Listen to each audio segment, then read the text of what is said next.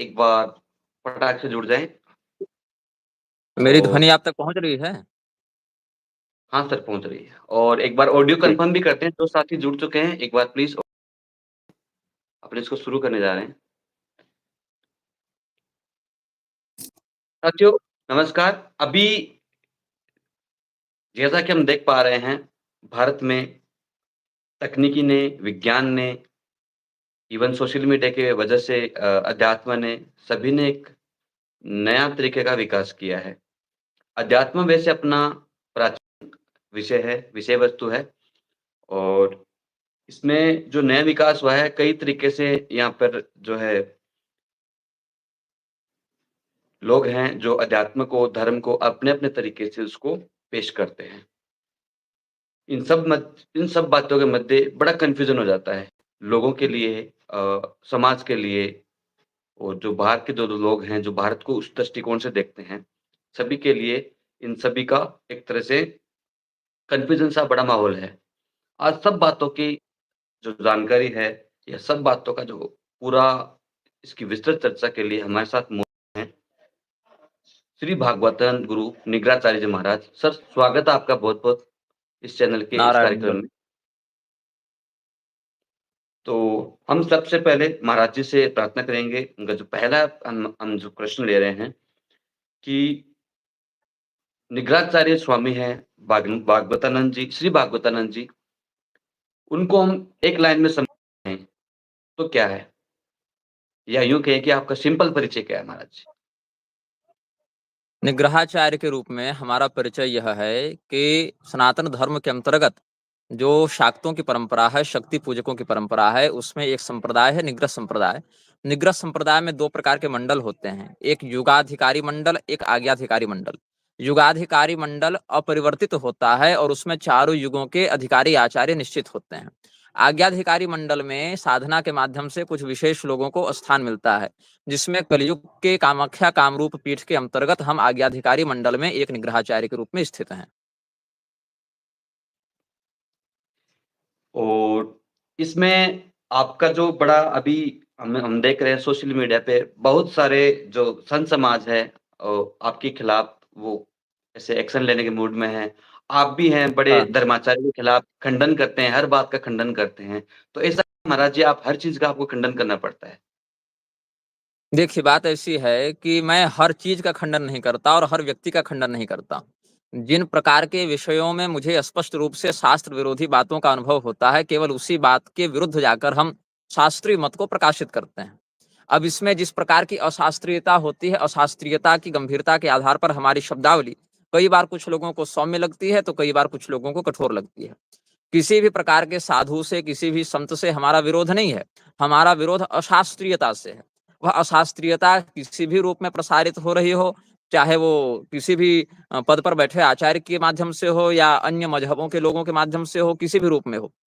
हमारे सनातन धर्म के शास्त्रों के अंतर्गत जो विषय जिस प्रकार से बताया गया है, उसमें अगर विरोधाभास हो रहा है, तो हम शास्त्रों को पकड़ेंगे, न कि किसी व्यक्ति विशेष के पीछे चलेंगे। तो व्यक्ति विशेष के पीछे चलना सनातन परंपरा नहीं है, शास्त्र के पीछे चलना, शास्त्र के अनुसार चलना ही परंपरा है। तो शास्त्रीय परंपरा का संरक्षण करने के लिए जिस भी व्यक्ति के माध्यम से अगर कोई बात ऐसी निर्गत होती है जो अशास्त्रीय हो, तो हम खंडन करते हैं। तो अभी कुछ ऐसी चीज़ें हैं जो सामने आती है जैसे आपने बताया अभी अपन इंस्टाग्राम पे, सोशल मीडिया पे देखते हैं, बहुत सारे ऐसे आजकल जो नीले कपड़े, काले कपड़े या यूँ कहें कि इंस्टाग्राम पर जो आजकल एस्ट्रोलॉजी को जिस रूप में प्रस्तुत किया जाता है, प्रदर्शित किया जाता है, क्या वो शास्त्रीय ढंग से है या नहीं है? देखिए इंस्टाग्राम में जिस प्रकार की बातें प्रस्तुत की जा रही हैं, उनका प्रधान उद्देश्य होता है व्यू पाना और उनका प्रधान उद्देश्य होता है अपने अधिक से अधिक अनुयायी बढ़ाना। जो फॉलोवर पर ध्यान देते हैं, ऐसे लोग तो आसुरी संपदा के भी हो जाते हैं अनुयायी। मतलब आढ्यो भी जनवान अस्मि कोन्योस्ति सदृशो मया यक्षे दास्यामि मोदिस्य इत्य ज्ञान विमोहिता। अपने फॉलोवर्स बढ़ाने की चाह जो है वह राक्षसों में भी होती थी, वह असुरों में भी होती है। तो अज्ञान से व्यामोहित चित्त वाला व्यक्ति भी चाहता है कि हमारे अधिक से अधिक अनुयायी हों, हमारे अधिक से अधिक फॉलोवर्स हों। और आज भी यही विडंबना देखने को मिल रही है। आप देखें कि किसी भी प्रकार के आश्रम में चले जाएँ, किसी भी अखाड़े में, मठ मंदिर में चले जाएँ, तो वहाँ के महंत की अधिकाधिक यही वृत्ति आपको देखने को मिलेगी कि कैसे बड़े से बड़े लोग अधिक से अधिक संख्या में उसके चेले बने, उसके पीछे चलने वाले हों, उसकी जयघोष करने वाले हों, उसका जयघोष करने वाले हों। तो जो लोग इंस्टाग्राम पर रील बनाकर बात कह रहे हैं, उसमें भी इंस्टाग्राम तो प्रसारण का एक माध्यम है। हम तो इस बिंदु को पकड़ेंगे कि उनके कथन में शास्त्र सम्मत बातें हैं कि शास्त्र विरोधी बातें हैं। अगर उनके कथन में शास्त्र सम्मत बातें हैं, तब तो ठीक है। लेकिन अगर केवल लोगों को संतुष्ट करने की भावना रखते हुए लोगों के मन को मनोरंजन या अनुकूल लगने वाली बातें कहने के लिए शास्त्र के सिद्धांतों की बलि देंगे, तो चाहे किसी भी माध्यम से आप प्रसारण करें, इंस्टाग्राम हो, फेसबुक हो या टीवी चैनल हो या पुस्तकों के माध्यम से हो, उसका विरोध किया जाना चाहिए और हमारे सामर्थ्य की सीमा में हम विरोध करेंगे। जी, बहुत-बहुत धन्यवाद। अभी बड़ी समस्या ये है कि मार्केट में या यूँ कहें अपना जो देश है, पूरी दुनिया है, यहाँ पर बड़ा कन्फ्यूज़न मामला है। तो इसमें असली गुरु की पहचान कैसे हो? जैसे कोई व्यक्ति है, उसको गुरु बनाना है किसी व्यक्ति को, गुरु शिष्य परंपरा में, तो असली गुरु की पहचान क्या है? क्योंकि कई बार जैसे अपन देखते हैं कुछ कुछ जो संत परंपरा के लोग जेलों में बैठे हुए हैं, कुछ ज़मानत पे बाहर हैं, कुछ पैरोल पे बाहर आ रहे हैं। तो वहाँ पे आदमी ठगा-सा महसूस करता है। इस परिस्थिति में जो प्रश्न है वो कि गुरु की पहचान क्या है, असली गुरु की? किसको गुरु देखिए, बनाया जाना चाहिए? जेल जाना हो, मुकदमा होना हो, ये सब देखिए अच्छे लोगों के साथ भी हो सकते हैं, बुरे लोगों के भी साथ हो सकते हैं। आप महाराज युधिष्ठिर के समकालीन स्थितियों का अवलोकन करें, तो एक ही घर में आपको दुर्योधन भी दिख जाएगा, एक ही घर में आपको युधिष्ठिर जी भी दिख जाएँगे। वसुदेव जी और देवकी जी अपने जीवन के कई वर्षों तक जेल में रहे, तो इससे वो गलत सिद्ध नहीं हो गए और दुर्योधन अपने जीवन में एक भी दिन जेल नहीं गया, लेकिन उससे वो सही सिद्ध नहीं हो गया। तो केवल जेल चले जाने से या आधुनिक संविधान की दृष्टि में किसी प्रकार का गैरकानूनी काम कर देने से उसको मैं गलत नहीं मानता हूँ। जैसे आज की दृष्टि में संविधान कहता है कि 21 साल से पहले विवाह मत करो। लेकिन अगर कोई व्यक्ति शास्त्रीय परंपरा का अनुसरण करते हुए अपनी पुत्री का कन्यादान 9 वर्ष, 10 वर्ष में करता है, तो कानून की दृष्टि से तो वो गलत माना जाएगा, आधुनिक व्यवस्था के अनुसार। लेकिन धर्म की दृष्टि से हम उसको गलत नहीं मानेंगे।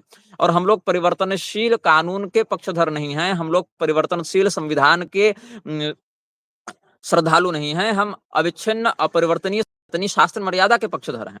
क्योंकि उसको परिवर्तन की स्थिति में नहीं लाया जा सकता है, उसको हम अपनी इच्छा के अनुसार, अपने मनमौजी के अनुसार बदल नहीं सकते हैं।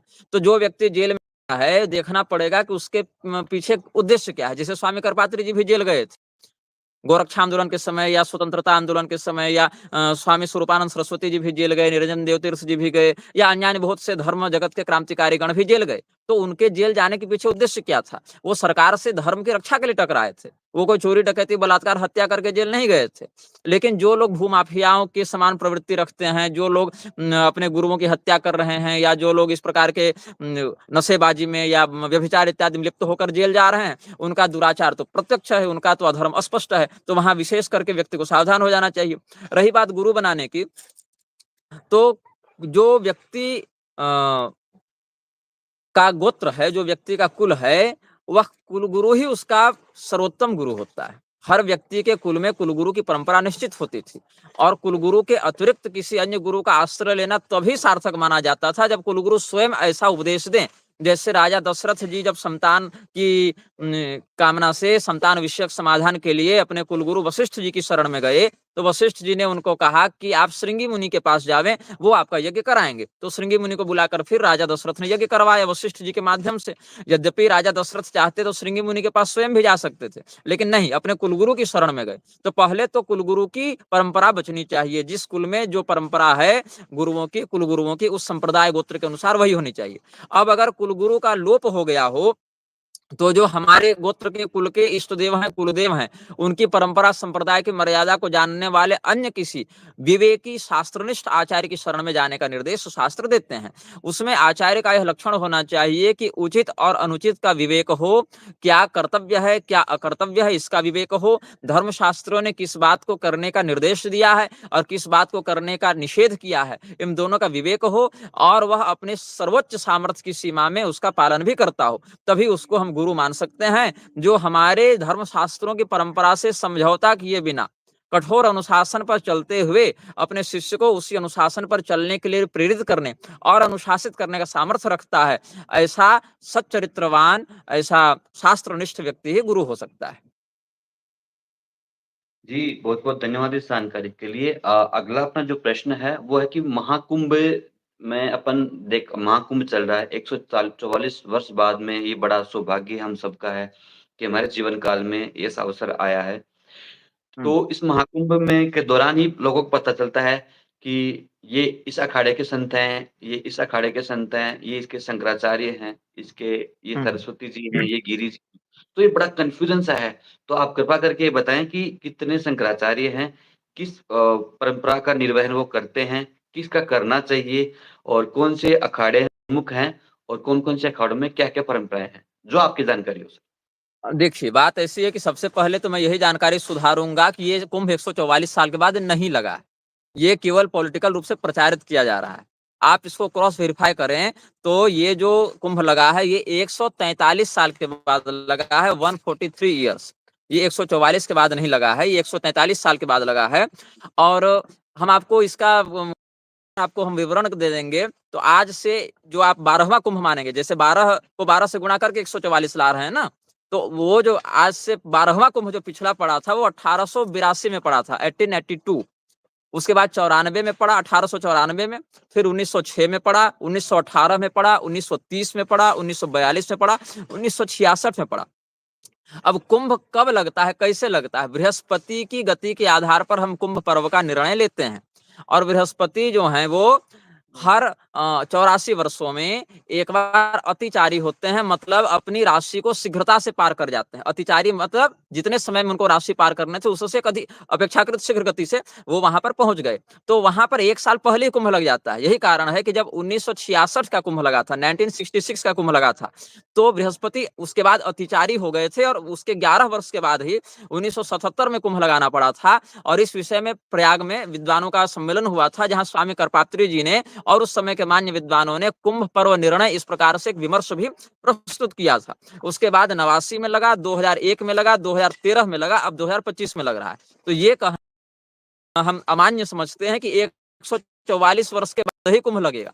ऐसे देखिए, तो जो 2013 में कुंभ लगा था, उससे पहले भी तो जो 1870 में कुंभ लगा होगा, वो भी 12वाँ ही पड़ा होगा उससे पहले। तो 1870 का कुंभ लेंगे, तो उसके बाद आप वो 2013 वाला कुंभ मान लेंगे, 144 साल बाद पड़ गया या 12वाँ पड़ गया। ऐसे ही 1882 वाला ले रहे हैं, तो 2025 वाला कह दे रहे हैं। और मीडिया पर आप ध्यान देंगे, 2021 वाला आप देखिए विषय, चाहे उससे पहले आप 2013 वाला विषय देखिए, जहाँ हरिद्वार इत्यादि में अलग-अलग स्थानों पर कुंभ मेले का आयोजन किया गया है। वहाँ भी मीडिया के द्वारा महाकुंभ शब्द का ही प्रयोग किया गया है। आप पत्रकार हैं या आप मीडिया जगत से जुड़े हुए हैं, सक्रिय हैं, तो आप इस शब्द को गौर किए होंगे। 2021 वाला आप हरिद्वार इत्यादि का रिकॉर्ड निकाल कर देखिए, उससे पहले का देखिए, वो सब भी महाकुंभ के ही नाम से मीडिया प्रचारित कर रही थी। उसको भी ऐसा ही कहा जा रहा था कि ये तो 144 साल के बाद लगा है। और इसमें दुर्भाग्य यह है कि पुरी के शंकराचार्य जी जैसे मान्य और प्रबुद्ध विद्वान भी बिना क्रॉस वेरीफाई किए ही यह प्रचारित कर दिए कि 144 वर्षों के बाद लगा है, इसलिए महाकुंभ हो गया। जबकि वस्तुतः 3 बातों पर आप ध्यान देंगे। प्रत्येक कुंभ किसी न किसी कुंभ के सापेक्ष 12वां कुंभ पड़ता है। दूसरी बात यह है, ये वाला कुंभ 144 नहीं, 143 साल के बाद लगा है। और तीसरा बिंदु यह है, इससे पहले के कुंभों को भी मीडिया महाकुंभ कह के ही प्रचारित करती रही है। बस इस बार क्या हो गया कि थोड़ा राजनीतिक प्रपंच ज्यादा हो गया, इसीलिए इसको मीडिया अटेंशन अधिक मिला। 144 और महाकुंभ, इन दोनों शब्दों को इतना ट्रेंड में लाया गया, वायरल किया गया कि लोगों ने गणना ही नहीं की कि इससे पहले कब कब महाकुंभ शब्द का प्रयोग किया गया और उससे पहले कब कब किस किस साल में कहाँ कहाँ कुंभ लगा था। तो पहले हम आपको इस प्रकार का शोधन कर दिए। प्रधानता से अभी मान्यता प्राप्त अखाड़ों में शैव परंपरा के अंतर्गत महानिर्वाणी अखाड़ा है, अटल अखाड़ा है, निरंजनी है, पंचायती तपोनिधि आनंद अखाड़ा वाले हैं, जूना अखाड़ा है जो हिंदुओं को चूना लगाने में लगा हुआ है, फिर आवाहन अखाड़ा दशाश्वमेध घाट के केंद्र से है, फिर पंचाग्नि अखाड़ा है। इसके अलावा बैरागी वैष्णवों के 3 अखाड़े होते हैं, जिसमें निर्वाणी, दिगंबर और निर्मोही अन्य अखाड़ा है। और इसके अलावा फिर उदासीन संप्रदाय के अंतर्गत पंचायती बड़ा उदासीन अखाड़ा, फिर नया अखाड़ा, निर्मल पंचायती अखाड़ा, ये सब भी है। और इसके अतिरिक्त उदासीन अखाड़े के अंतर्गत श्री चंद्रनाथ जी के परंपरा के कुछ साधु जो गुरु नानक देव जी के पुत्र हुए चंद्रनाथ जी, उनके श्री चंद्र भी जिनको कहा जाता है, उनके द्वारा प्रवर्तित उदासीन अखाड़ा के भी कुछ लोग जो कि नामधारी सिख होते हैं, हिंदू भी अपने आप को मानते हैं, सिख भी मानते हैं, दोनों परंपराओं के सम्मिश्रण से चलते हैं, वो भी यहाँ पर कुंभ इत्यादि स्नान करने के लिए पधारते हैं। इसके अलावा नकली अखाड़ों में परी अखाड़ा, जिन्नात अखाड़ा, किन्नर अखाड़ा और तरह-तरह के अखाड़े आप इसमें जितने जोड़ सकते हैं, वो सब नकली अखाड़े में आते हैं। उनकी धार्मिक मान्यता नहीं है, वो सारे अखाड़े केवल पॉलिटिकल स्टंट करने के लिए बनाए गए हैं। इसमें हिंदुओं को चूना लगाने के लिए जो जूना अखाड़ा तैयार है, वही नकली अखाड़ों को अधिकतर प्रश्रय दे रहा है, प्रोत्साहित कर रहा है। तो आपने अभी जो बताया कि चूना खड़ा चूना लगा रहा है, तो ये ऐसे शैली के लिए आप जाने जाते हो, तो ऐसा क्यों है? क्या इसके पीछे कोई विशेष तर्क है आपका? तर्क और कुतर्क तो नहीं है भाई, ऐसा है कि जो बातें स्पष्ट रूप से कह देनी चाहिए वो हम कह देते हैं। जो सत्य है उसमें समझौता करने के हम पक्षधर नहीं हैं। व्यक्ति को सत्य सहिष्णु होना चाहिए। अगर कोई व्यक्ति ऐसी बात कह रहा है जो यथार्थ है, अपरिवर्तनीय है और जिसमें व्यक्ति विद्वेष की भावना से नहीं कह रहा है, यथार्थ को प्रस्तुत करने की भावना से कह रहा है, तो उसको स्पष्ट कह देना चाहिए। वही हम कह देते हैं। अब लोगों के कान जो है वो शहद टपकाने के आदी हो गए हैं। उनको अगर गर्म करके कड़वा तेल डालेंगे तो अच्छा नहीं लगेगा। इसीलिए उनको चाहे कि जो मीठी बात कहे, वो चाहे कितना भी बड़ा धर्मद्रोही हो, हमारे साथ आ जावे, हमारे साथ लग जावे। लेकिन जो यथार्थ वक्ता होता है, वही आपके कल्याण का चिंतन भी कर सकता है। जो व्यक्ति चापलूसी करता है, वो संकट में छोड़कर भाग जाएगा। लेकिन जो यथार्थ वक्ता होता है, वही आचार्य पद पर प्रतिष्ठित हो सकता है, वही अच्छा चिकित्सक हो सकता है, वही अच्छा मंत्री हो सकता है। इसलिए गोस्वामी जी महाभाग ने स्पष्ट कहा, सचिव वैद्य गुरु तीन जो प्रिय बोलहि भय आस, राज धर्म तन तीन कर बेग होहि नास। तो इसमें आपका जो वक्तव्य है, उसमें जूना अखाड़ा है या जूना अखाड़े के जो वर्तमान में जो लोग हैं, उनके लिए आप बोल रहे हैं? देखिए, अखाड़ा कोई चलता-फिरता व्यक्ति थोड़ी है कि हम उसको दोषी दें। कोई भी संस्था अपने कर्मचारियों के, अनुयायियों के, अधिकारियों के ही तो कर्म से आगे बढ़ती है या पीछे हटती है। जूना अखाड़ा नाम का कोई पेड़ तो है नहीं, कोई घर को तो मैं गाली दूँगा नहीं, किसी घर को तो मैं फूल-माला चढ़ाऊँगा नहीं। जूना अखाड़ा से तात्पर्य है जूना अखाड़ा में जो लोग बैठे हुए हैं, जो लोग उसके महामंडलेश्वर हैं, जो लोग आचार्य पद पर हैं, जो लोग थानापति हैं या जो लोग अलग-अलग गद्दियों पर बैठे हुए हैं, महंत हैं। क्योंकि कोई भी संस्था है, संस्था के ऊपर अगर कोई नाम जैसे हम कहें भारत सरकार, तो भारत सरकार कोई व्यक्ति नहीं है ना जिसको हम किसी बात का श्रेय दें अच्छे या बुरे के लिए। उसमें जो सत्ताधारी लोग हैं, अलग-अलग मंत्रालय हैं, मंत्रालयों को चलाने वाले अधिकारी हैं, मंत्री हैं, उनको हम कह रहे हैं। अगर कोई कहे कि भारत सरकार अच्छा काम कर रही है या कोई कहे गलत काम कर रही है या कोई कहे सुप्रीम कोर्ट ने ऐसा निर्णय दिया, अच्छा किया, गलत किया, अलग-अलग बातें होती हैं समाज में। तो वहाँ पर सुप्रीम कोर्ट या भारत सरकार कोई व्यक्तित्व है नहीं जिसको हम किसी बात के लिए लाठी मारें, चाहे फूल-माला पहनाएँ। उस पद पर बैठे व्यक्ति की बात होती है। तो जूना अखाड़ा जब मैं कहता हूँ, तो जूना अखाड़ा के आचार्य महामंडलेश्वर अवधेशानंद जैसे लोग या उसके अंतर्गत आने वाले अन्य महामंडलेश्वर थानापति इत्यादि लोग होते हैं, जो इस प्रकार के अधर्म को प्रोत्साहित करते हुए भी जिनको लज्जा नहीं आती और जो राजनीतिक प्रश्रय को अपने सर्वस्व के रूप में स्थापित करते हुए धर्म विरोधी कृत्य में लगे रहते हैं। दूसरा कि अभी अ, महाकुंभ में एक बाबा वायरल हुए हैं, आईआईटी बाबा, हाँ, अभय सिंह अभय सिंह जो आईआईटी किए हुए हैं, मुंबई आईआईटी से। हाँ, हाँ, हाँ, हाँ, और वो अचानक वायरल हुए एक इंटरव्यू के दौरान और उसके बाद में हाँ, ये जानकारी प्राप्त है, उनको वहाँ से अखाड़े से बाहर भी कर दिया गया। तो हाँ, ये क्या क्या प्रोसेस है? क्योंकि कोई भी आदमी अखाड़े में कैसे शामिल हो सकता है? फिर उसका जो आप जिसका बैकग्राउंड अपन देखते हैं मीडिया के अंदर कि वो यूनिवर्सिटी हुँ, का वहाँ पे उसमें पढ़ाई करता था, कई आरोप भी हुँ। हैं, तो इसको आप किस तरीके देख सकते हो? क्या आपका वक्तव्य है इस पे? देखिए आपको सच्ची बात जाननी है कि कर्णप्रिय बात जाननी है? आप जो आपको बोलनी हो सच्ची बात होनी चाहिए, सार्थक बात होनी चाहिए। देखिए, सच्ची बात ये है आधुनिक परिप्रेक्ष्य में यदि आप उच्च स्तर के बेशर्म हैं और पैसे वाले हैं, तो आप कल से महामंडलेश्वर बन सकते हैं किसी भी अखाड़े से। ये सच्ची बात है। यदि आप में अपने पाखंड को छिपाने के लिए योग्यता है, पैसा है पाखंड को छिपाने के लिए और अगर आप अपने पाखंड के अच्छे वकील हो सकते हैं, तो आप किसी भी अखाड़े से महामंडलेश्वर बन जाइए, आपको कोई नहीं रोकेगा। लेकिन अभय सिंह जैसे लोग, क्या इनके साथ हुआ, ये अपने जीवन में चाहे कहाँ भी पढ़े हों, कहाँ भी नौकरी किए हों, कुल मिलाकर यह बात समझनी चाहिए, इनके माता-पिता इनके व्यवहार से संतुष्ट हैं क्या? नहीं हैं। इनके पिता का भी आपने वक्तव्य देखा होगा, वो अपने पुत्र के जीवन से क्या प्रसन्न हैं, क्या संतुष्ट हैं? नहीं। आप जब सनातन धर्म की ओर दृष्टिपात करते हैं, हमारे यहाँ एक नरोत्तम ब्राह्मण का इतिहास है। नरोत्तम ब्राह्मण की कथा आती है। वो नरोत्तम ब्राह्मण अपनी माता को असहाय अवस्था में छोड़कर जंगल गए थे तपस्या करने के लिए, और बहुत सी सिद्धियां चमत्कार इत्यादि भी प्राप्त कर लिया। देवताओं ने उनको फिर बाद में अन्य अन्य माध्यमों से सुभा ब्राह्मणी तुलाधार वैश्य धर्म व्याध इत्यादि अलग अलग प्रसंग आते हैं इसमें, फिर समझाया गया कि तुम जंगल जाकर जो तपस्या कर रहे थे वो तपस्या उतनी अच्छी नहीं हुई, तुम घर में रहकर अपनी माँ की सेवा करते वो तपस्या ज्यादा अच्छी थी।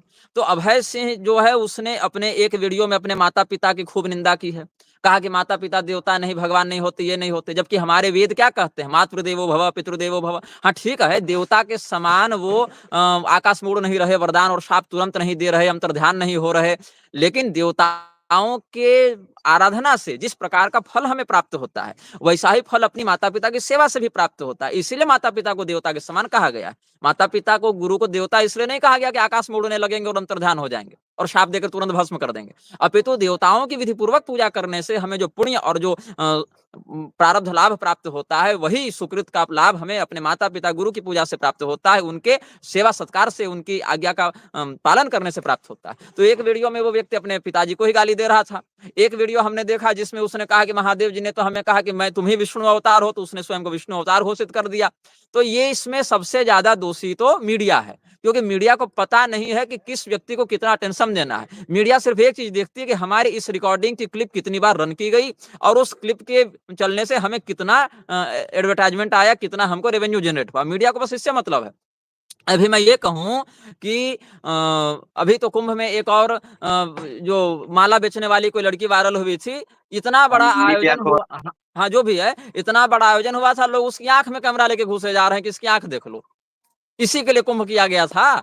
तो मीडिया को यह होश नहीं, भारत की मीडिया को पहले प्रशिक्षण की आवश्यकता है। उनको पता होना चाहिए कि हमको किस चीज को कितना कवरेज देना है। उनके लिए कवरेज का मतलब है, देखिए कोई भी महाराज मीडिया जी, संस्थान का मीडिया पत्रकार है, अपने मीडिया चैनल के लिए रेवेन्यू जनरेट कर रहा है, उसके मालिक कह रहे हैं ऐसी क्लिप लेकर आओ जिससे हमारा दर्शक बढ़े, हमारा रेवेन्यू बढ़े, तो वो वैसी क्लिप लेकर दिखा रहा है।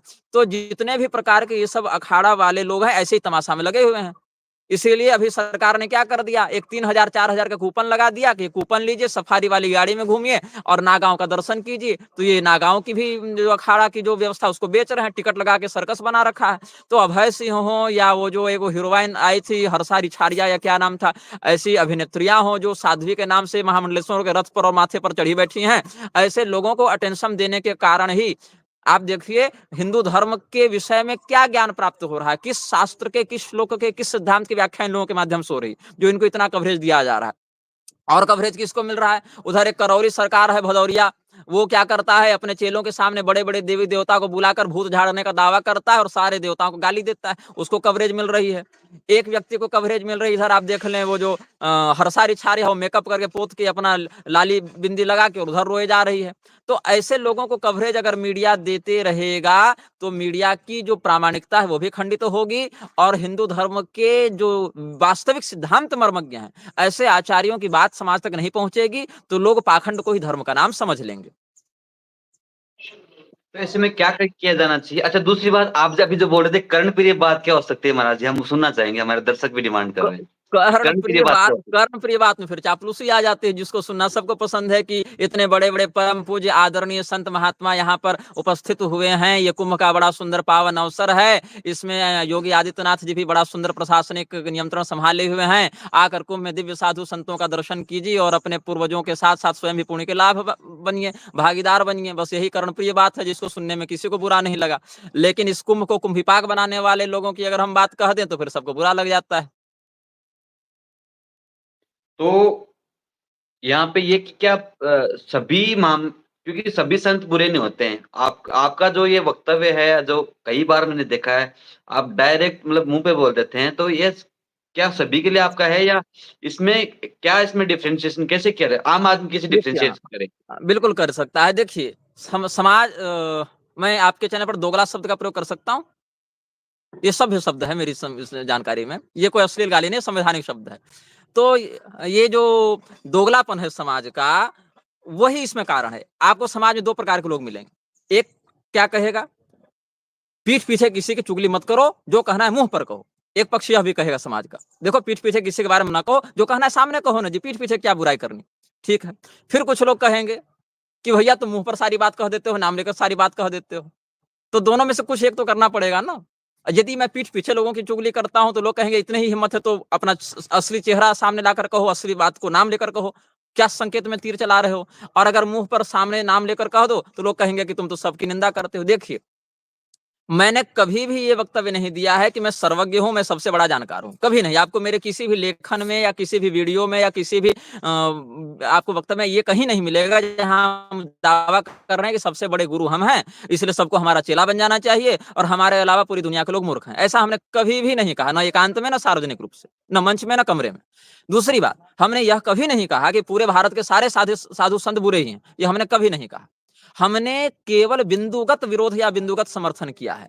आप जितने भी लोगों के विषय में कह सकते हैं कि निग्रहाचार्य ने अमुक व्यक्ति के विषय में विरोध किया, आप उस व्यक्ति का नाम बताएं, हम आपको टॉपिक बताएंगे कि किस टॉपिक में हमने उस व्यक्ति का विरोध किया और वो टॉपिक सनातन धर्म के किस शास्त्रीय सिद्धांत से टकरा रहा है, वो विषय कहां पर अशास्त्रीयता की पटरी पर दौड़ रहा है, ये हम आपको बताएंगे। आप व्यक्ति का नाम लेकर बताइए।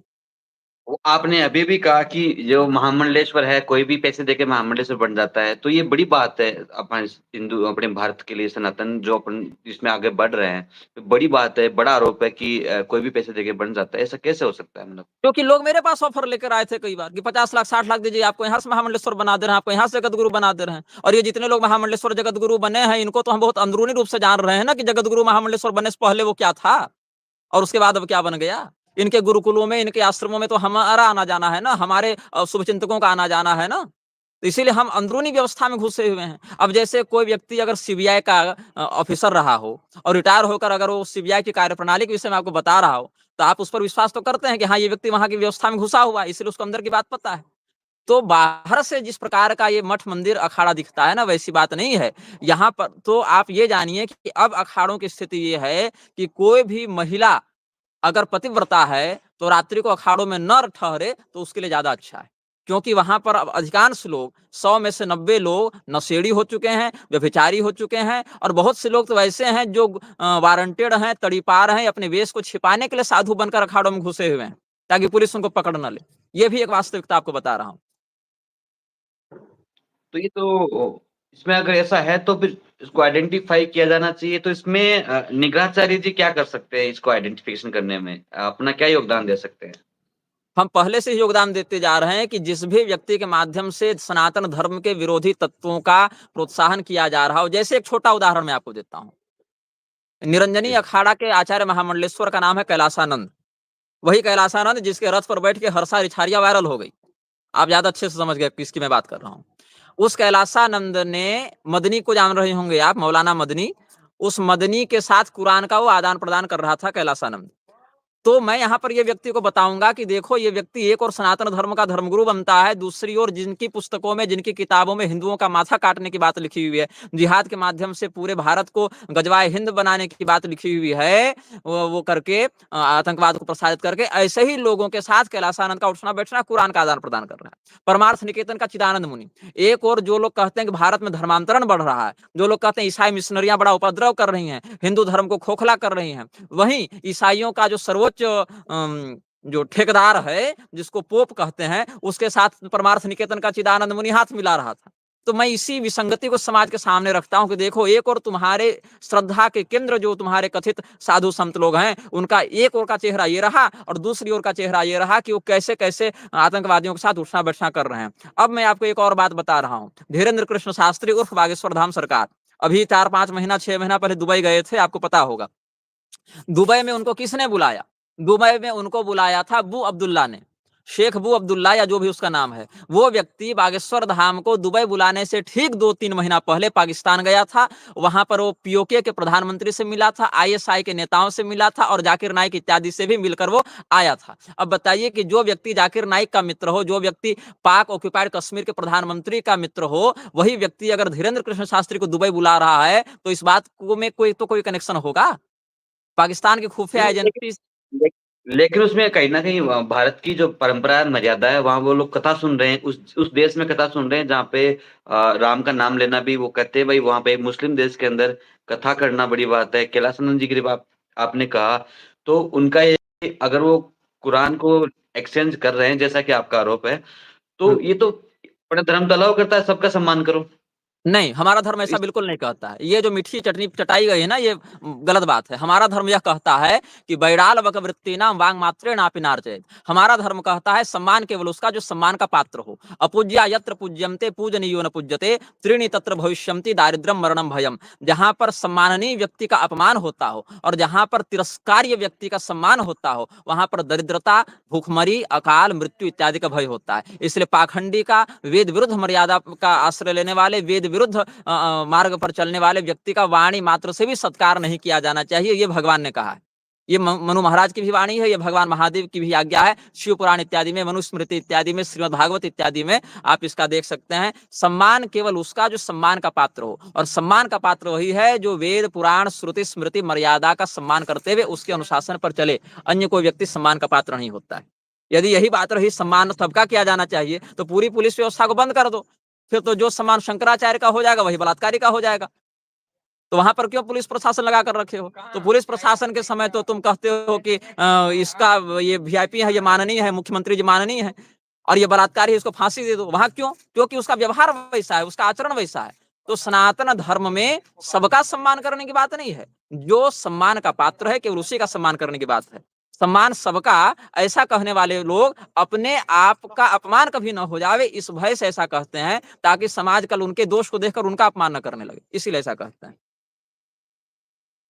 तो एक छोटी-सी बात मैं आपको और पूछना चाहूँगा कि जो बू अब्दुल्ला जी जिन्होंने राम वहाँ पे राम कथा कराई और वो उनका किससे क्या कनेक्शन है ये आप आज आपने बताया और हो सकता है इसके ये विषय जाँच में का विषय हमने भी हो। सारे प्रमाण के साथ एक वक्तव्य भी निर्गत किया था, और अगर आपको ये लग रहा है कि राम कथा के रसिक होकर वो लोग राम कथा सुन रहे थे, तो ये आप जान लीजिए कि नूपुर शर्मा वाला जब प्रकरण हुआ था, तो इसी बू अब्दुल्ला ने भारत सरकार और भाजपा को खूब लताड़ा था और नूपुर शर्मा के विरुद्ध एक्शन लेने के लिए कहा था। जबकि आप भी जानते हैं कि नूपुर शर्मा की उस प्रकरण में कोई गलती नहीं थी। इतने बड़े ये राम भक्त हैं। जी, इस पे अपन आगे किसी अगले वीडियो में चर्चा करेंगे। मैं उस पे जानकारी लेकर के। दूसरी बात ये हुँ। कि अभी एक बड़ा मुद्दा है सरकारों के पास भारतीय राजनीति के अंदर, हिंदू राष्ट्र। उस पे क्या वक्तव्य है आपका? सरकार ने कब कहा कि हम हिंदू राष्ट्र बना रहे हैं? सरकार के किस मंत्रालय ने आधिकारिक रूप से ऐसी घोषणा की है? सरकार ने की वो नया की ये नहीं किया लेकिन अभी जो सरकार के समर्थक लोग हैं, समाज सब सरकार के जो समर्थक पार्टियाँ हैं, जो लोग हैं, वही कहते हैं कि हिंदू राष्ट्र बनना चाहिए। धर्म तो अब जब संसद में विषय सरकार के भी समर्थक तो सरकार के समर्थक लोग जब ये कह रहे हैं कि हिंदू राष्ट्र बनना चाहिए, तो सरकार अपने समर्थकों की बात क्यों नहीं मान रही है? कैसी सरकार है जो अपने समर्थकों की बात नहीं मान रही है? जब समर्थकों की ही सरकार है तो वो काम हो जाना चाहिए था ना, मतलब सरकार की नज़र में इनकी औकात कुछ नहीं है। ये खुद को सरकार का समर्थक मानते हैं, लेकिन सरकार इनको अंगूठा दिखा रही है। आखिर आप अगर किसी सरकार के समर्थक हैं और सरकार आपके समर्थन से बनी है, तो सरकार आपकी बात मानेगी ना। 6 महीना पहले तो आप वक्फ बोर्ड हटवा रहे थे। 4 महीना पहले आप सनातन धर्म की सनातन बोर्ड बनवा रहे थे। सरकार ने वक्फ बोर्ड हटाई, न सनातन बोर्ड बनवाई। और जो सनातन बोर्ड की मांग करने वाला आंध्र का उप मुख्यमंत्री पवन कल्याण है, सो अपने 3 ब्याह 4 ब्याह कितना पता नहीं क्या ईसाई लड़की से। तो सनातन बोर्ड बनवाने वाले ईसाई लड़की से विवाह करके घूम रहे हैं। उनके बच्चे खुद ईसाई हैं। और जो सरकार के समर्थक होने का दावा करते हैं, सरकार अगर वास्तव में उनको अपना समर्थक मानती तो उनकी बात भी मानती, लेकिन सरकार तो उनकी बात मान नहीं रही। सरकार तो यहाँ अल्पसंख्यक कल्याण योजना में 200 करोड़ बांटी चल रही है। और अभी-अभी महाराष्ट्र में जो भाजपा के समर्थन से सरकार बनी, उसने आते ही वक्फ बोर्ड को कितने करोड़ देने की बात कह दी थी। बाद में विवाद हुआ तो उस निर्णय को अस्थायी रूप से वापस लिया गया था। तो जो लोग स्वयं को सरकार का विरोधी मानते हैं, सरकार उनके लिए सारा काम करती है। जो लोग स्वयं को सरकार का समर्थक बता रहे हैं, सरकार उनकी ओर झाँकने नहीं जाती है। जबकि बहुमत की नहीं सरकार चल रही है पिछले 12 साल से। एक बड़ा ट्रेंड अभी मतलब मेरे कहने का मतलब बड़ा ट्रेंड चल रहा है कि भारत हिंदू राष्ट्र होना चाहिए, बनना चाहिए और अभी नहीं बनेगा तो फिर कभी नहीं बनेगा। तो इसमें निग्रहाचार्य स्वामी हैं, उनका क्या योगदान है? किस प्रकार से वो उसमें सहयोग हिंदू राष्ट्र की परिभाषा पहले स्पष्ट हो ना, हिंदू राष्ट्र मतलब क्या? जिस सत्ता में अधिकाधिक लोग हिंदू हैं, वो हिंदू राष्ट्र होता है क्या? वैसे तो आज भी है। जिस समाज में हिंदू बहुसंख्यक है, वो हिंदू राष्ट्र है क्या? वो तो आज भी है। या हिंदू धर्म शास्त्रों के अनुसार जहाँ पर शासन व्यवस्था लाई जाएगी, वो हिंदू राष्ट्र है क्या? अगर हिंदू व्यवस्था के अनुसार लाई जाएगी, तो हिंदू तो साईं बाबा को भी मान रहा है और हिंदू अजमेर की दरगाह पर भी माथा पीट रहा है। तो वैसे हिंदू को हिंदू राष्ट्र में माना जाएगा, हिंदू को नहीं माना जाएगा। शंकराचार्य के पीछे चलने वाले लोग हिंदू माने जाएंगे, कि राम रहीम के पीछे चलने वाले लोग हिंदू माने जाएंगे, कि दयानंद सरस्वती के पीछे चलने वाले लोग हिंदू माने जाएंगे, कि जिस रामकृष्ण मिशन में ईसा मसीह की पूजा हो रही है उस रामकृष्ण मिशन के अनुयायी हिंदू माने जाएंगे। तो हिंदू राष्ट्र में दो शब्द है ना, एक है हिंदू, एक है राष्ट्र। तो इसमें हिंदू किसको कहा जाएगा और राष्ट्र किसको कहा जाएगा, पहले इसी की परिभाषा स्पष्ट नहीं है तो हम बना कैसे दें। किसी भी परिणाम को जन्म देने के लिए पहले आपको उसकी परिभाषा तो पता होनी चाहिए। एक कुम्हार भी मिट्टी सानता है, आग पकाता है, तो एक उद्देश्य होता है हम घड़ा बनाए, तो कम से कम उसके मन में घड़े की एक आकृति, एक परिणाम स्पष्ट होता है, उस निमित्त में उसका परिणाम स्पष्ट होता है। लेकिन हिंदू राष्ट्र बनाने के लिए जो लोग लालायित हैं, ऐसे लोगों में तो पूरी के शंकराचार्य जी का भी नाम आता है, बागेश्वर धाम वालों का भी नाम आता है, आरएसएस भी कई बार इस प्रकार की बात कहता है। तो हिंदू राष्ट्र से क्या तात्पर्य है आपका? तो राष्ट्र में जो अखंड भारत है उसमें भारत, पाकिस्तान, बांग्लादेश, नेपाल, भूटान, श्रीलंका, अफगानिस्तान ये सब भी आते हैं क्या, कि केवल भारत की वर्तमान स्थिति आती है? तो हिंदू राष्ट्र शब्द बड़ा मोहक है, बड़ी इसमें आकर्षक बात है, लोगों को बड़ा अच्छा लगता है, फैंसी टर्म लगता है, वाह हिंदू राष्ट्र बन जाएगा फिर सारी समस्या का समाधान हो जाएगा। ये हिंदू राष्ट्र में हिंदू कहाएगा कौन? हिंदू राष्ट्र में तो उत्तरकांड को प्रक्षिप्त कहने वाला रामभद्राचार्य भी हिंदू है। हिंदू राष्ट्र में पूरे पुराणों को गाली देने वाले दयानंद सरस्वती का भी हिंदू ही के रूप में परिचय दिया जाएगा। हिंदू राष्ट्र में वर्णाश्रम व्यवस्था का पुरजोर समर्थन करने वाले पुरी के शंकराचार्य भी हिंदू कहलाएंगे, और हिंदू राष्ट्र में वर्णाश्रम का विरोध करने वाला धीरेन्द्र शास्त्री भी हिंदू कहलाएगा। तो कुल मिला के जो व्यक्ति वर्णाश्रम मान रहा है वो भी हिंदू हो गया, जो व्यक्ति वर्णाश्रम नहीं मान रहा है वो भी हिंदू हो गया। उत्तर भारत का जो गोमांस नहीं खाता है वो व्यक्ति भी हिंदू हो गया, और मणिपुर और केरल का जो हिंदू गोमांस खा रहा है वो भी हिंदू हो गया। तो चाहे आप गाय खाओ चाहे न खाओ रहोगे हिंदू, चाहे आप अपने जाति विवाह करो चाहे न करो रहोगे हिंदू, चाहे आप भ्रूण हत्या गो हत्या कर दो रहोगे हिंदू, चाहे आप किसी भी मस्जिद दरगाह और शिरडी साईं चले जाओ आप रहोगे हिंदू। तो कुल मिला के सारी मनमौजी करो लेकिन रहोगे हिंदू। तो ऐसा हिंदू राष्ट्र तो अभी भी चल रहा है। हिंदू राष्ट्र की परिकल्पना तभी सार्थक हो सकती है जब वेद, पुराण, स्मृति, इतिहास और अपने कुलागम की मर्यादा के साथ बिना कोई समझौता किए हुए शास्त्रनिष्ठ क्षत्रिय को हम राज्याभिषिक्त करके उसको दंडाधिकारी का पद प्रदान करके उसके माध्यम से नीतिगत व्यवस्था को प्रवर्तित करें, वही वास्तविक हिंदू राष्ट्र बन सकता है, जो कि इस लोकतंत्र की वर्तमान प्रणाली में संभव नहीं है। क्योंकि लोकतंत्र को चाहिए वोट, और वोट के लिए चाहिए कुटिलता, कपट। निश्चल भाव से कोई व्यक्ति अभी चुनाव नहीं जीत सकता है, तो कुटिलता कपट चाहिए, और कुटिलता कपट वाला व्यक्ति धर्मशास्त्रीय अनुशासन पर निष्ठा नहीं रख सकता है। तो इसके अनुसार तो फिर जो घर वापसी का जो कार्यक्रम विभिन्न धर्म संस्थाओं के द्वारा चलाया जा रहा है, विभिन्न जो एनजीओज है उनके द्वारा चलाया जा रहा है, कुछ धर्माचार्य वो भी इस काम में लगे हुए हैं। तो घर वापसी पे निग्रहाचार्य जी का क्या वक्तव्य है? हाँ, घर वापसी पर हम आज से 2 साल पहले एक वक्तव्य जारी किए थे, जिसको यूट्यूब में फिर से रीअपलोड किया गया है लगभग 1-2 महीना पहले। घर वापसी सनातन धर्म में मान्य है, लेकिन वो बड़े सूक्ष्म रूप में मान्य है, और घर वापसी के नाम पर आजकल जो चल रहा है वो एक पॉलिटिकल ड्रामा है। उसको घर वापसी नहीं मानते हैं। देखिए, घर वापसी तो आधुनिक टर्म हो गया, वास्तविक शब्द है प्रायश्चित पूर्वक धर्म का अधिकार प्राप्त करना, ये होता है। तो इसमें देवल स्मृति एक ग्रंथ है, देवल स्मृति में विधान बताया गया है कि घर वापसी कैसे होती है। लेकिन घर वापसी किसकी हो सकती है ये भी महत्वपूर्ण है। जैसे मैं ब्राह्मण हूं, मुझे अगर तलवार के दम पर किसी ने म्लेच्छ बना दिया, हमारे घर मान लो आक्रमण हो गया, तलवार का भय दिखाकर हमको मुसलमान बना दिया गया, ईसाई बना दिया गया, या बहुत अधिक तो हमारे मुंह में गोमांस भी ठूस दिया गया, मान लेते हैं, हम अपना ही उदाहरण देकर दूसरे को क्या कहें। तो मान लेते हैं मेरे साथ ऐसा कुछ हो गया और हम डरपोक निकले, तो हम मान लेते हैं कि हम म्लेच्छ बनना स्वीकार कर लिए। लेकिन हमारे मन में वो तड़प तो रही कि हम तो गलत मार्ग पर आ गए, हमको तो ऐसा नहीं होना चाहिए था, हमको तो अपने धर्म में वापसी करनी है। तो अपने इसी जन्म में अधिकतम 20 वर्षों तक हमारे पास ये ड्यू पीरियड रहता है, ये नोटिस पीरियड रहता है कि हम अपने धर्म में वापसी कर सकें। उसके लिए कुछ व्रत हैं, कुछ प्रायश्चित हैं, जो कि अलग-अलग लोगों के लिए अलग-अलग हैं। ब्राह्मण के लिए अलग प्रायश्चित है, क्षत्रिय के लिए अलग है, वैश्य के लिए अलग है, और शूद्र के लिए अलग है। स्त्रियों के लिए भी इसमें कुछ अलग नियम है। इसमें सबसे कठिन ब्राह्मण का ही प्रायश्चित होता है। तो वो किसके लिए है? जो व्यक्ति इसी जन्म में किसी भय के कारण, किसी आक्रमण के कारण, किसी संकट के कारण म्लेच्छ बन गया हो या बना दिया गया हो, और उसको वापस इसी धर्म में आना है, तो अधिकतम 20 साल के अंतर्गत वो वापसी कर सकता है। यदि 20 साल बीत गए हो तो वापसी नहीं कर सकता, या वो अगर उसके पूर्वज बदल गए हो और ये म्लेच्छ पैदा हुआ हो, तब नहीं हो सकती है घर वापसी। ये सनातन धर्म में मान्य नहीं है। हाँ, वो हिंदू के रूप में अपना जीवन बिता सकता है, जैसे कि वो सत्य का पालन करे, अहिंसा का पालन करे, चोरी डकैती न करे, व्यभिचार न करे, झूठ न बोले, इस प्रकार के 30 मानवीय धर्म श्रीमद् भागवत में बताए गए हैं, उनमें उसका स्थान हो सकता है। लेकिन वो चातुर्वर्ण व्यवस्था में, गोत्र व्यवस्था में, वर्ण व्यवस्था में नहीं आ सकता है, उसकी संततियां भी नहीं आ सकती हैं। जो देवल स्मृति का नियम है वो बहुत स्पष्ट है, लेकिन लोग इस बात को भूलकर केवल क्या करते हैं, उसको बुलाकर बैठा के मुंडन करके गंगा जल पिला के एक जनेऊ टांग देते हैं, कह देते हैं हो गया हिंदू। तो ये वही बात है कि आप किसी भी पेड़ में, नीम का पेड़ है, उसमें एक आम का फल आप जाके फेविक्विक से चिपका दीजिए और कह दीजिए आज से आम का पेड़ हो गया। ऐसी बात नहीं होती है। वो जो देवल स्मृति में अनुशासन बताया गया है, उसमें स्पष्ट यही बात है कि चारों वर्णों के लिए और स्त्री पुरुषादि लिंग के भेद से कुछ विशेष मंत्र हैं, कुछ विशेष नियम हैं। उन्हीं के आधार पर अपने इसी जीवन में बलात् जो म्लेच्छ बना दिया गया, बलपूर्वक म्लेच्छ बना दिया गया, ऐसा व्यक्ति अधिकतम 20 साल के अंतर्गत ही वापसी कर सकता है। यही नियम है और इस विषय में हम अपने यूट्यूब, फेसबुक पर एक विस्तृत वक्तव्य सारे श्लोक और प्रमाणों के साथ निर्गत कर चुके हैं। दूसरी बात, एक बड़ा जो ट्रेंड है अभी मार्केट में चल रहा है, इसलिए आपके से मैं प्रश्न करता हूँ। बहुत आरोप लगते हैं न्यूज़ का, जो मीडिया प्लेटफ़ॉर्म पे जो रात को प्राइम टाइम में शो चलते हैं, डिबेट चलती है और कई जगह सोशल मीडिया पे प्रसारित किया जाता है, या उसमें एक कहावत है कि इतिहास बदला गया अपना भारत का, मुगलों के द्वारा। हाँ, हाँ। तो क्या इस बात से आप सहमत हैं? अगर हाँ, बदला बहुत हद गया तक तो? सहमत हैं। बहुत सी बातें जो इतिहास में जैसी घटित हुई हैं, उसको वैसे प्रस्तुत नहीं किया गया और बहुत सी बातें जो जैसी प्रस्तुत हैं, वैसी घटनाएँ घटित नहीं हुई हैं, ये बात तो सत्य है।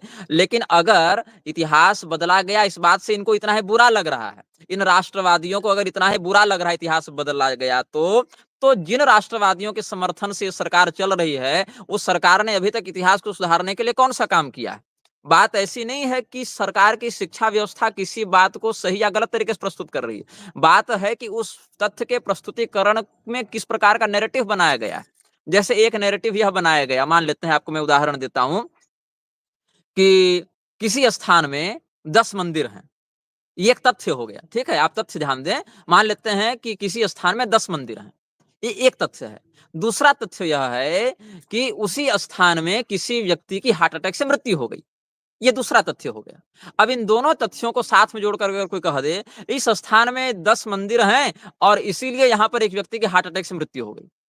तो दोनों अलग-अलग बातें हैं, लेकिन जोड़कर प्रस्तुत करने पर क्या लगा कि चूंकि वहां मंदिर थे इसीलिए वो व्यक्ति हार्ट अटैक से मर गया, जबकि दोनों अलग-अलग बातें हैं। तो इतिहास में घटित तो दोनों घटनाएं सही हैं, मंदिर भी हैं वहां पर और एक को व्यक्ति हार्ट अटैक से मर भी गया, लेकिन हार्ट अटैक से मरने वाले व्यक्ति की मृत्यु में मंदिर का कोई संबंध नहीं था। लेकिन जो हम प्रस्तुत किए, उस प्रस्तुतिकरण में ऐसा लगा कि उसके मरने के पीछे मंदिर की व्यवस्था दोषी थी। इसको कहते हैं नैरेटिव बिल्डिंग। तो नैरेटिव बिल्डिंग कैसे भारत में काम कर रहा था, जैसे कि एनसीईआरटी इत्यादि ने भी बहुत कुछ इसमें विकृति की है। क्या लिखते हैं वो लोग, कुछ लोगों का मानना है कि आर्य बाहर से आए। किस व्यक्ति का मानना है ये नहीं स्पष्ट किया। किस व्यक्ति ने माना, अगर स्पष्ट कर भी दिया, मान लेते हैं अमुक अंग्रेज ने या अमुक प्रोफेसर ने ऐसा माना, तो किस प्रमाण के आधार पर माना ये भी स्पष्ट नहीं किया। लेकिन होगा क्या, बच्चा जब पढ़ेगा उस बात को कि कुछ लोगों का मानना है, तो ये नहीं सोचेगा कि जो लोग मान रहे हैं वो गलत भी मान सकते हैं। उसको लगेगा कि नहीं यही सत्य है कि आर्य बाहर से आए थे, ऐसा वो मान बैठेगा। तो ये नैरेटिव उसके दिमाग में बैठ गया कि नहीं ये ऐसा ही हुआ था। अब जैसे मैं ये कह दूं कि कुछ लोग मानते हैं कि आम के पेड़ से भी दूध टपकता है। अब जो व्यक्ति कभी आम के विषय में नहीं जाना और कभी दूध के विषय में नहीं जाना कि उसका स्रोत क्या है, वो यही मानेगा कि कुछ लोग मानते हैं मतलब सही मानते होंगे। लेकिन जब भी आप इतिहास का समीक्षण करें तो ये समझ कर करें, इतिहास लिखने वाला कौन है। जब तक शिकारी इतिहास लिखेंगे तब तक शेर की गाथा कोई नहीं जान पाएगा। शेर की गाथा समझने के लिए शेर के नजरिए से देखना पड़ेगा।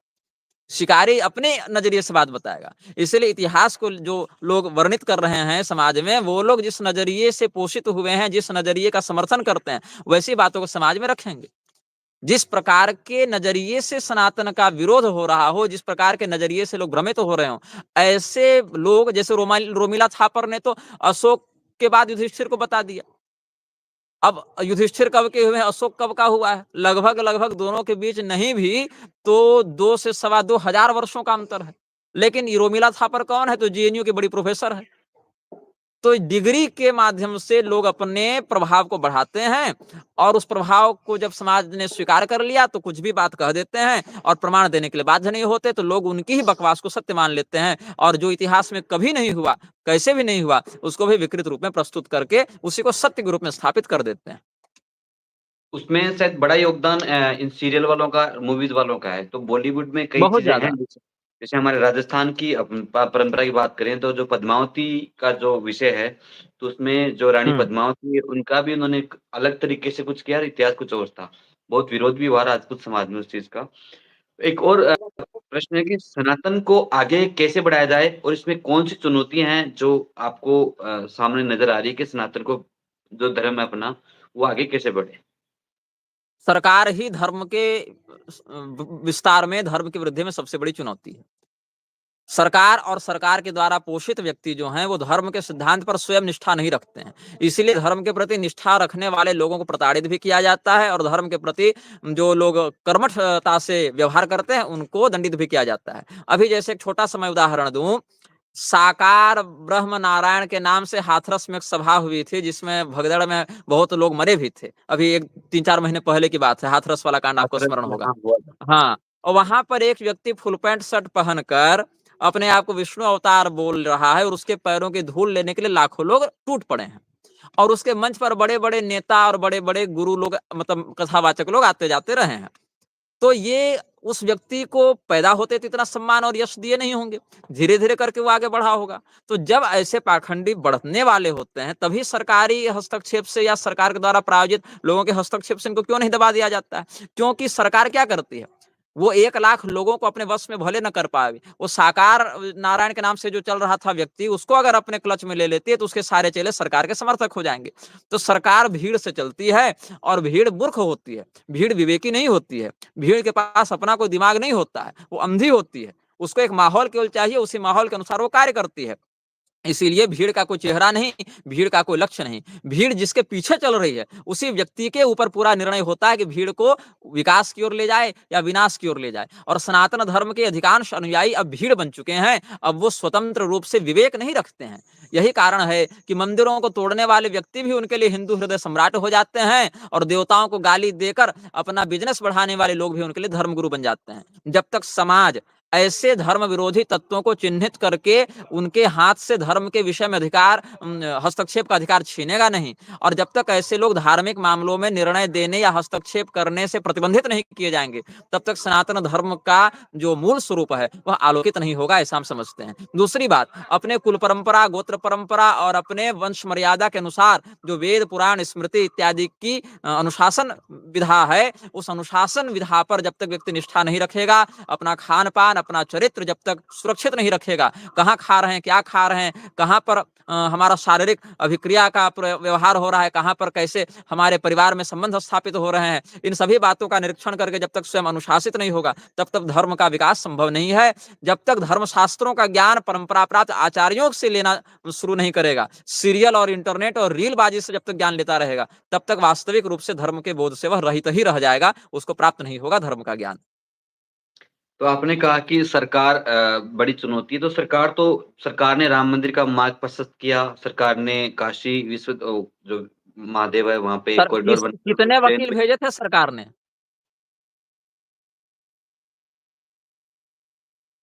सरकार की ओर से कितने वकील राम मंदिर का मुकदमा लड़ रहे थे? मार्ग और प्रशस्त तो सरकार सरकार ने और सरकार ही अगर मार्ग प्रशस्त कर रही थी तो कोर्ट के निर्णय का आदेश प्रतीक्षा क्यों कर रही थी? सरकार तो 2014 से है ना, तो अध्यादेश लाकर सरकार क्यों नहीं मार्ग प्रशस्त कर दी थी, अगर सरकार को राम मंदिर की इतनी ही चिंता थी तो? और सरकार जो है वो राम मंदिर का अगर मार्ग प्रशस्त कर रही थी तो सरकार ने हिंदुओं को विजय यात्रा निकालने से मना क्यों कर दिया था?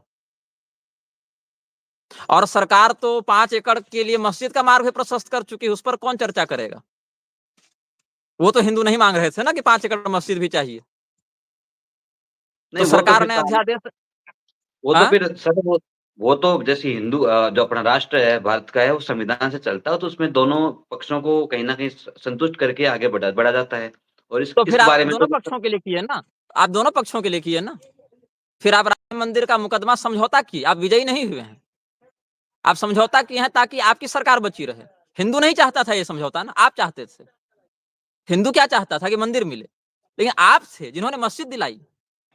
तो सरकार ने राम मंदिर का मार्ग प्रशस्त नहीं किया है, सरकार ने मस्जिद का मार्ग प्रशस्त किया है। क्योंकि अगर मंदिर का मार्ग प्रशस्त किया जाता तो सरकार जो है वो जिस समय नहीं थी उस समय भी, आज से 40 साल पहले भी राम मंदिर के लिए हिंदू लड़े थे, मरे थे और उस समय से लड़ते आ रहे थे।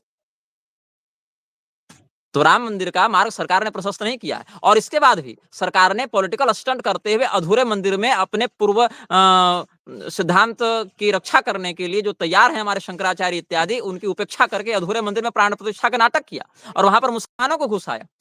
क्या वहां पर मुसलमानों को बुलाना भी अनिवार्य था? वो भी संविधान कह रहा था कि नहीं, राम मंदिर की प्रतिष्ठा में मुसलमानों को बुलाकर उनको मंदिर में घुसाओ, ये भी संविधान ने आदेश दिया था। आप राम मंदिर में जितने धर्मगुरु बैठे हैं उनका फोटो देखिए, उसमें बीच में मौलाना भी बैठा हुआ है। वहां मौलाना को नहीं बुलाया जाता तो दंगा हो जाता, मंदिर में मुसलमानों को नहीं घुसाया जाता तो दंगा हो जाता, मंदिर पूरा होने के बाद अगर प्राण प्रतिष्ठा करवाई जाती तो दंगा हो जाता। क्या दंगा? चलो आपने कहा कि मस्जिद के लिए जमीन नहीं देते तो दंगा हो जाता, तो अधूरे मंदिर में प्रतिष्ठा हमने ये करवाने नहीं कहा कि के हमने ये नहीं कहा दंगा, हमने कहा कि संविधान, क्योंकि संविधान से लोकतंत्र चलता है, तो उसमें ये कि उनको भी समान रूप से एक संतुष्ट किया गया कि यहाँ पे क्यों किया मस्जिद है। गया संतुष्ट? क्या क्या यह सिद्ध नहीं हुआ कि वो मंदिर गलत तरीके से बाबर के समय तोड़ा गया था? क्या ये सिद्ध नहीं हुआ था? क्या वहां अवैध कब्जा था? ये सिद्ध नहीं हुआ था? अवैध कब्जा करने वालों का सम्मान बच गया क्या? जिस व्यक्ति ने हमारे घर पर आक्रमण करके हमारी संपत्ति छीन ली, कोर्ट हमको उसका पूरा अधिकार वापस देकर सामने वाले को दंडित करेगा कि सामने वाले का सम्मान करेगा? कोर्ट बनाकर रखा है कि कोठा बनाकर रखा है इन लोगों ने? आक्रमणकारी का जो हमारे घर में आके हमारी संपत्ति पर कब्जा कर रहा है, अभी आप बताइए, अभी आप जाइए सुप्रीम कोर्ट और उसके चेंबर में आग लगा दीजिए, सरकार क्या कहेगी? कि सरकारी संपत्ति को नुकसान पहुंचाने के जुर्म में इसको देशद्रोह होना चाहिए, यही ना कहेगी सरकार, यही ना कहेगी न्यायालय। तो हमारे ऊपर जिसने आक्रमण करके हमारी धार्मिक संपत्ति को क्षति पहुंचाई, हमारे आराध्यों का अपमान किया, उस व्यक्ति को दंडित करने के बजाय, उस समुदाय को दंडित करने के बजाय तुम कहते हो कि उसको सम्मान करके हम उसको मस्जिद दे रहे हैं। तो सरकार है कि गुलाम है? ये तो सरकार के प्रवक्ता ही, किसी दिन हम उनको लाएँगे तो वो बता पाएँगे इस बारे में कि ऐसा क्यों किया गया। बहरहाल जो काशी मंदिर है वहाँ पे कॉरिडोर बनाया गया, निर्माण किया गया, उज्जैन में किया हाँ, गया, हमारे हाँ। खाटू श्याम जी में भी प्रोजेक्ट दिया है 100 करोड़ रुपए का। और तो ये देखिए, काशी इत्यादि की बात है, वहां निर्माण नहीं विध्वंस किया गया है। आप यदि कॉरिडोर बनने से पहले की काशी गए होते, कॉरिडोर बन रही काशी में गए होते और कॉरिडोर बनने के बाद वाली काशी में गए होते, तीनों स्थिति में, कॉरिडोर से पहले, कॉरिडोर बनने के समय और कॉरिडोर के बाद, हम तो वहां कई महीने रहे, हमारे भाई बंधु कई वर्ष रहे, कई लोग वहां पर अस्थायी रूप से रहे हैं। भगवान विश्वनाथ के मंदिर को मोनेटाइज करने के लिए, रेवेन्यू जनरेशन के लिए, उनको कॉर्पोरेट ढांचे में डालने के लिए सरकार ने प्राचीन देवालयों को तोड़ा, नष्ट किया, प्राचीन प्राचीन वृक्ष और यहाँ तक कि गोस्वामी तुलसीदास जी के द्वारा स्थापित मंदिरों को भी तोड़ दिया सरकार ने, क्योंकि वहां से रेवेन्यू जनरेट नहीं हो रहा था। हम वहां पर टूरिस्ट प्लेस नहीं बना पा रहे थे, इसीलिए सरकार ने उन मंदिरों को तोड़ा है, उन मंदिरों का तिरस्कार किया है और जितने भी भगवान विश्वनाथ के पार्षद थे उनको वहां से सरकार ने अपमानित करके उनके देवालयों को नष्ट किया है। जिन देवालयों का हम पहले जाकर, जिन विनायकों का, जिन गणपति का, जिन हनुमान जी इत्यादि का सबका दर्शन करते थे, उन सब जहां पर हमारे सगे भाई जाकर पूजा इत्यादि करते थे, ये नहीं कि शौचालय बना रखा था मंदिर में तो लोगों ने शौचालय मंदिर को मुक्त करवाया सरकार ने, ये बहुत बड़ा झूठ है। वहां पर जहां जहां हमारे भाई ने स्वयं पूजा की है, कई स्थानों पर जहां हम स्वयं दर्शन इत्यादि करने जाते थे, उन सभी जगहों को तोड़कर वहां होटल खड़े कर दिए गए हैं, वहां पर स्टैंड खड़ा कर दिया गया है, वहां सुलभ शौचालय बना दिए गए। ये सब निर्माण नहीं हुआ, ये कॉर्पोरेट ढांचे में देवताओं को डालकर बेचने की योजना है। सुन लीजिए पत्रकार महोदय, कांग्रेस और भाजपा एक ही अंतर है, कांग्रेस का पाप प्रत्यक्ष है, भाजपा का पाप प्रत्यक्ष नहीं है। दूसरी बात यह है, कांग्रेस हिंदू कुचलना जानती है, भाजपा हिंदू बेचना जानती है। कांग्रेस को हिंदू बेचना नहीं आया, हिंदू कुचलना आया। भाजपा के लिए हिंदू सीधे सीधे नहीं कुचले जाते, वो उनको बाजार में गुलाम के तरह देती है। यही मैंने अनुभव किया है दोनों सरकारों के मध्य। तो आपके अनुसार कौन सी सरकार जो है वो अच्छा कार्य अब तक, क्योंकि देश आजाद हुए 75 वर्ष हो गए, आज अपना पूरा देश जो है आजादी का जो अमृत महोत्सव मना रहा है। क्या कुछ विशेष अनुभव, क्योंकि आप संन्यास परंपरा से हैं, इलिजाबेथ और तो क्या इलिजाबेथ को पहचानते हैं? इलिजाबेथ द्वितीय इंग्लैंड की रानी थी, मर गई। उसके मरने पर आजाद भारत का झंडा झुका दिया गया था। और उसी के समकक्ष में, उसी समय के आगे पीछे ब्रह्मलीन शंकराचार्य स्वरूपानंद सरस्वती जी भी परलोक गए थे। उनके लिए सरकार के माध्यम से कोई शोक सभा नहीं रखी गई। ये भारत अभी भी गुलाम है, जहां पर विदेश की वह रानी, जिसके माध्यम से हजारों लाखों भारतीयों के ऊपर कितने अत्याचार किए गए, जिसके अत्याचारों से बचने के लिए हमारे पूर्वजों ने कितने बलिदान दिए, जब वो डकैतों की रानी मरती है तो भारतीय को राष्ट्रीय शोक मनाने के लिए कहा जाता है। और हमारे परंपरा ब्रह्मलीन होते हैं तो सरकार की ओर से कोई आधिकारिक इसकी भी नहीं की जाती है। और आपको लगता है भारत आजाद है? भारत आजाद नहीं है। भारत में केवल व्यवस्था परिवर्तन हुआ है। भारत को एक ऑटोनोमस ग्रांट प्राप्त हुआ है मात्र, ताकि उसका जो विदेशी हस्तक्षेप है, विदेशी नियंत्रण है, वो बहुत अधिक सामने न दिखे और लोगों को आजादी का नशा मिलता रहे। बाकी यहाँ के जो कानून है और यहाँ की जो न्याय व्यवस्था है, यहाँ के जो कॉलेजियम है, यहाँ की जो चुनाव प्रणाली है, यहाँ की जो शिक्षा व्यवस्था है, यहाँ तक कि जो लिखित संविधान है, वो भी 50 देशों से चुरा कर बनाया हुआ है, जहां भारतीय संस्कृति और भारतीय परंपरा का कोई ध्यान नहीं रखा गया है। चाहे पहले का हिंदू कोड बिल हो, चाहे अभी की नई हिंदू संहिता हो, दोनों में वही बातें हैं कि हिंदू को उसकी परंपरा से तोड़कर हर मनमौजी को धर्म का नाम देकर भटका दो, यही बात है। तो भारत की सरकार जो है, चाहे किसी भी पार्टी की हो, मैं वही बात कहना चाहता हूं, खराबी इंजन में है, खराबी गाड़ी में है, और आप ड्राइवर बदल रहे हैं तो कैसे गाड़ी चलेगी? गाड़ी सुधारिए ना। ड्राइवर तो ठीक है, खराबी गाड़ी में है और आप ड्राइवर बदल बदल के देख रहे हैं। इसीलिए भारतीय जो व्यवस्था है, भारतीय जो समाज है, वो लोकतंत्र ही नहीं है, लोकतंत्र का अधिकारी ही नहीं है। यहाँ पर वही व्यक्ति सफलतापूर्वक अनुशासन का राज ला सकता है जो अपने सिद्धांत पर अडिग हो और जो अपने सत्ता के लिए जनता पर आश्रित नहीं हो। एक विवेकी व्यक्ति कुछ कहेगा, आप मानेंगे नहीं। 10 नशेड़ी को आप गांजा चिलम भर के दे दीजिए, वही आपको वोट देके राजा बना देंगे, शासक बना देंगे, प्रधानमंत्री, मुख्यमंत्री बना देंगे। जिस देश की जनता नशे में, पैसे में, दारू में, गांजा में, मुर्गा में बिक रही हो, उस वोटर के वोट से बनी हुई सरकार कितनी नैतिकता का पालन करेगी? 4 पढ़े लिखे सज्जनों को बुलाइए, उनके माध्यम से कोई बात कहवाइए और वोटिंग करवाइए, 4 वोट पड़ेंगे। यहाँ 40 बोतल दारू बिकवा के, बंटवा के आप जनता का समर्थन ले लीजिए, वही 4 पढ़े लिखे विद्वान सदाचारी के तुलना में वही 40 शराबी भारी हो जाएंगे। तो सरकार 4 को थोड़े देखेगी, वो तो 40 को देखेगी ना, क्योंकि 40 के कारण उसको बहुमत मिल रहा है। तो ऐसी स्थिति में पार्टी कोई हो, भारत की जो संस्कृति है वो लोकतंत्र का अभ्यास नहीं रखती है, लोकतंत्र की अभ्यस्त नहीं है। इसीलिए पार्टी आप कितने भी बदलिए, जब तक मिजाज नहीं बदलेगा, जब तक संस्कार नहीं बदलेंगे, जब तक शैली नहीं बदलेगी, तब तक राज्य सफल नहीं होगा। एक और अपना प्रश्न है, आप बारंबार जो कि क्योंकि आपकी शैली है और आप बोलते भी हैं, आप कहते हैं कि जो भी है शास्त्र सम्मत बात है। तो इन सभी बातों के लिए मैंने धीरेन्द्र शास्त्री जी का एक इंटरव्यू देखा था बागेश्वर वालों का, तो उन्होंने कहा था कि निगरा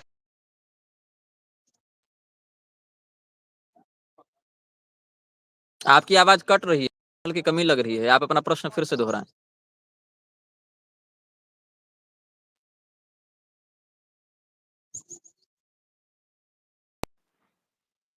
हाँ सर, डिस्कनेक्ट हो गया था। हाँ, फिर से प्रश्न करें आप अपना। बागेश्वर धाम के विषय में कुछ कह रहे थे आप। प्रश्न ये है कि जो आपकी शैली है जिसके अनुसार आप उत्तर देते हैं, तो उसमें बागेश्वर धाम के बारे में और अलग-अलग धर्माचार्यों के बारे में आप कथन करते रहते हैं, तो उसमें एक बागेश्वर धाम ने एक उत्तर दिया था, एक वीडियो जारी किया था, आपने देखा भी होगा, उसका आपने ज़िक्र भी हाँ, हाँ, किया था। मैंने उत्तर भी दिया था, मेरा उत्तर आपने नहीं देखा? वो शायद मैंने नहीं नहीं दिख पाया, तो उसमें हाँ, अभी हमारे जो दर्शक हैं तो सभी के लिए हम्म। आप कि उनका प्रश्न सिंपल है कि निगराचार्य चाहते क्या हैं? वो हमेशा धर्माचार्यों पर करते रहते हैं। क्या उनके ज्ञान से क्या भारत का जो विकास है उसमें क्या योगदान है? सिंपल सी बात। यही योगदान है कि हम सनातनी धर्मशास्त्रों की जो मूल परंपरा है उसको विकृत किए बिना धर्म का ज्ञान विशुद्ध प्रारूप में जनता तक पहुंचा रहे हैं। यही मेरा योगदान है, जो ये लोग नहीं कर रहे हैं।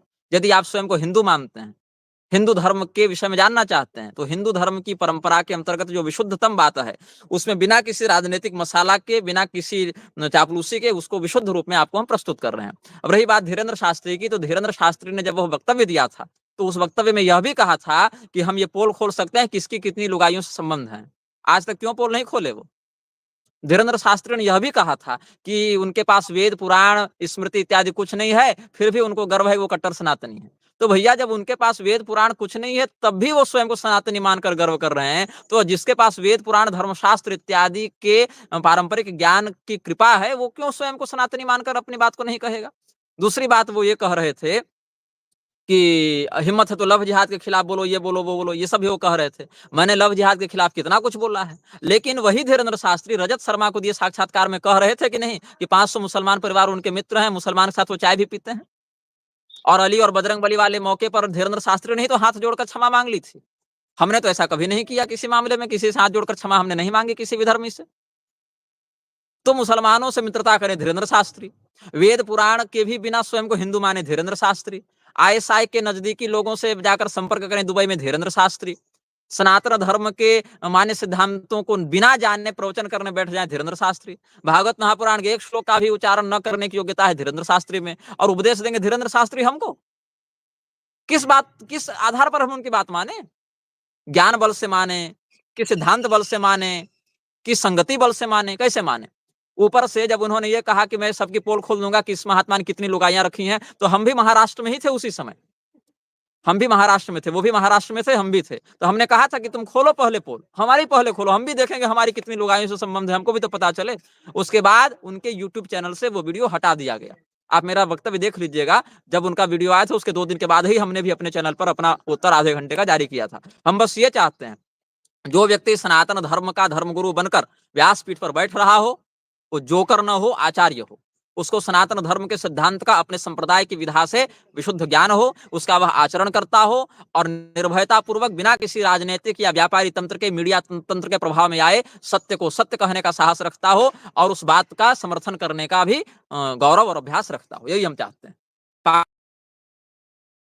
बताना छोड़े हिंदू समाज, ये हम चाहते हैं। मीडिया, टीआरपी और रीलबाजी और बड़े-बड़े कैमरा और बड़ी-बड़ी गाड़ियां और महल और पॉलिटिकल इंटरवेंशन से जो लोग साधु बनते हैं, संत बनते हैं, वो लोग उन्हीं तत्वों के द्वारा गिरा दिए जाते हैं। ऐसा पूरी शंकराचार्य जी भी कई बार कहे हैं और इसी सिद्धांत का हम भी अनुसरण करते हैं।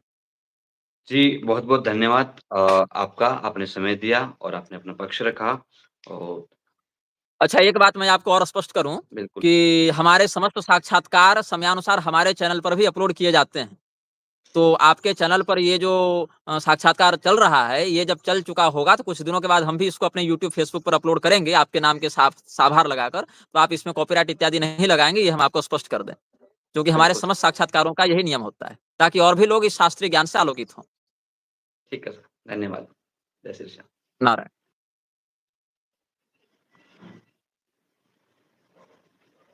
हो गया?